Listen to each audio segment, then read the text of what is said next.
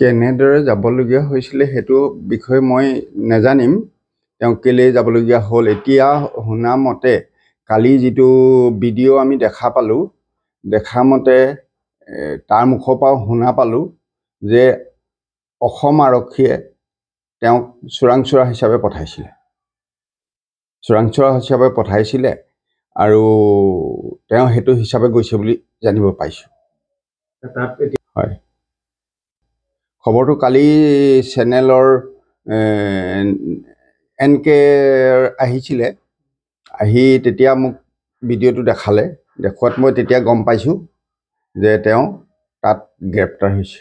বেজবৰুৱা ডাঙৰীয়ালৈ এইটোৱে আহ্বান কৰিম, ল'ৰাটোক যাতে কোনো শাস্তি নিদিয়ে আৰু মৃত্যুদণ্ডলৈ নিনিয়ে। সেয়ে মোৰ পৰেশ বৰুৱা ডাঙৰীয়ালৈ বিনম্ৰ অনুৰোধ।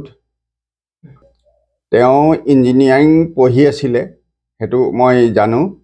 আৰু তেওঁ গৈছিলে যোৱা নৱেম্বৰ মাহৰ 1 তাৰিখে নে এনেকুৱাতে গৈছিলে। যোৱা নৱেম্বৰৰ ফালে গৈছিলে।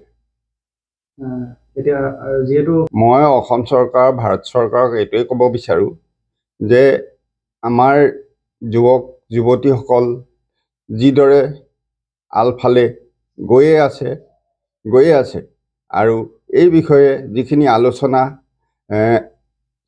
কৰে কিন্তু শেষ পৰ্যায় নাপায়, তেনেকুৱাতে সামৰি থয়।